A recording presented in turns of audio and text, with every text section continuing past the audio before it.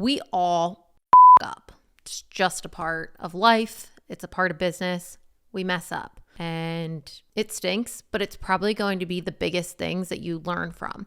Making those mistakes, face planning, completely just messing up.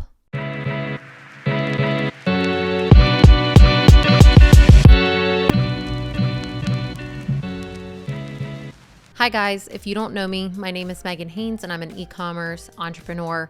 I started out as bedside nurse, never went to school for business, and last year I actually left bedside nursing full-time and focused on my e-commerce business instead. So today I'm going to talk to you about my 5 biggest mistakes that I've made within running my business, and hopefully you can learn from them and not make the same mistakes that I have. So yeah, let's get into it. Mistake number 1 that I made that was probably the biggest mistake that I have ever made happened this past year actually, and it had to do with VAT tax. I didn't realize I was paying VAT tax. I was fulfilling all of my orders through Printify, which is a print-on-demand company. And what Printify doesn't do is they don't include your VAT tax in your monthly statement. So all of my orders that I've done are in a nice, pretty, beautiful written up statement, but VAT tax isn't included in that. You actually have to scroll down past all of your monthly statements to see how much you've been paying to each individual country. So as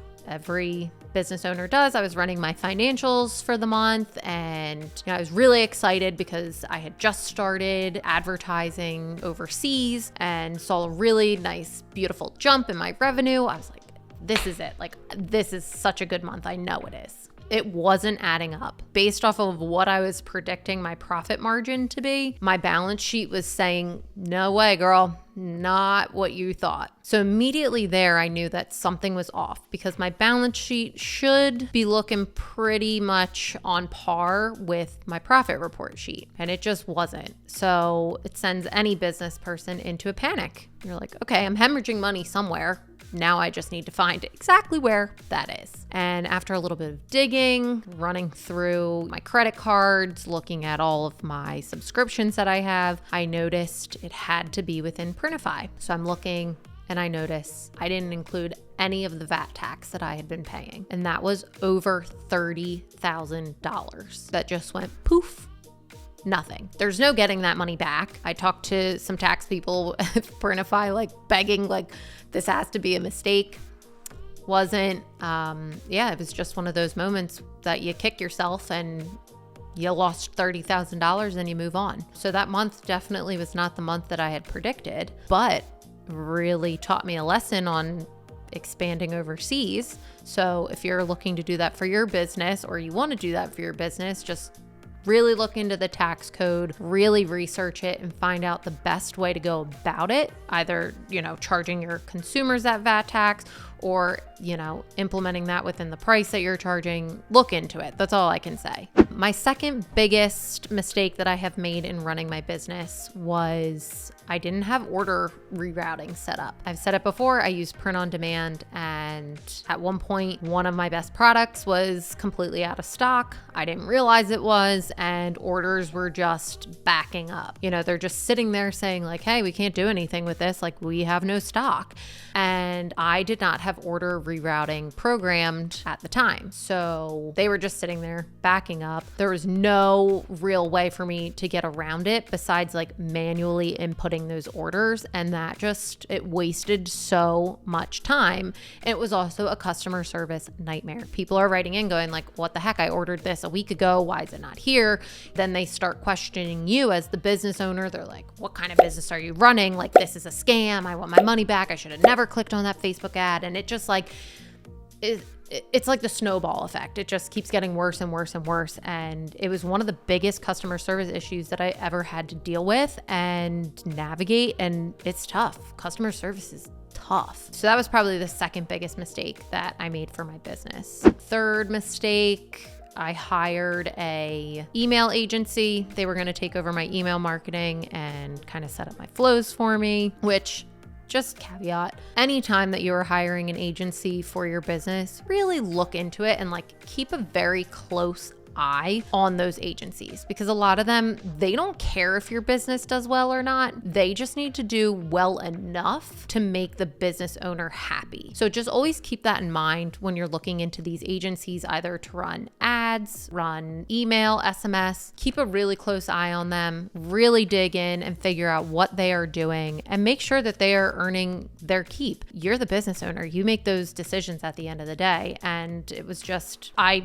put my trust into this and I was like, they're the professionals. They've done this before. And then I started digging in and noticed, like only one email's been sent. It's not doing well. And I'm paying this huge overhead every month. It just was not making sense. So that was a really large mistake that I had made. And that's really the only pointers that I can give you moving forward. I since have not used an agency since that day. I just do my own email marketing. I send 2 campaigns per week and 1 SMS, and then build out my flows as I'm building my brand. And that's what has worked for me. But just keep a very, very close eye if that is your plan for hiring an agency. Because again, it's not their business. They don't care if it does well or if it doesn't do well. All they care about is making you happy enough to continue to pay them. So keep that in mind. Mistake number 4 that I have made before, I have accidentally just pissed away money on advertising. I'm a big proponent of advertising, but when I was first starting out my business, I didn't know how to advertise. And not gonna lie, like a lot of setting up these ad accounts, it's confusing. It looks like a foreign language. You have no idea what you're doing. You're just plugging in a credit card, making these budgets, hoping that you're doing it right. And when you're first starting out, you can definitely make a lot of mistakes. I accidentally spent $500 in 1 hour, and that just, you don't see that return in a mistake like that. So it was unfortunate, and luckily it was only $500, but just be careful, keep an eye on it. If you're somebody who's interested in advertising for your business, let me know. I can definitely do a video of how to set up your ad account, what exactly to look for, and how to avoid making mistakes like that. That's pretty much all I can give on the topic. Besides it sucked to just spend $500 and get nothing in return.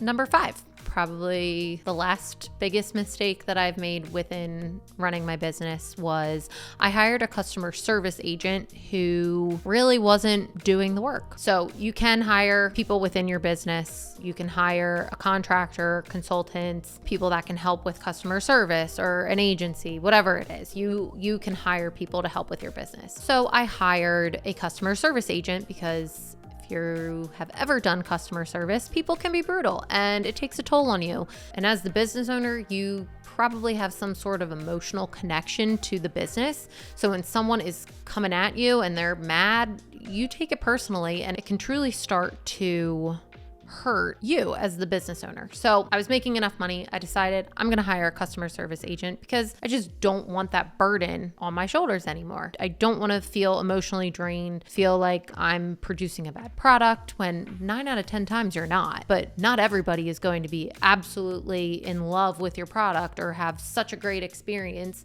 It's just a part of running a business. So I hire a customer service agent. I train them. I say, this is what you say in this situation. Like, I have everything written down. And I use a software called Hubstaff where you log in, it tracks your time. It says it takes screenshots and it keeps an eye on how productive somebody's being. And it turned out that it made it look like she was being productive when she really wasn't. And so, time goes on and I think things are running beautifully. Hubstaff looks good. This customer service agent is very on top of it. She answers any questions that I have and she seems great. So I assume everything must be running great. This is lovely. So then one day I decided to log into the customer service email portal and I noticed that none of the tickets were being answered. So I'm like, this is confusing because within Hubstaff, it shows she is being productive. So what the heck's happening? She just was making it look like she was being productive when really none of my emails were being answered. And so I had to backtrack, give a lot of refunds out and try to make things right, because if a customer has a good experience, they're going to continue to come back and they're going to use word of mouth and tell their friends and say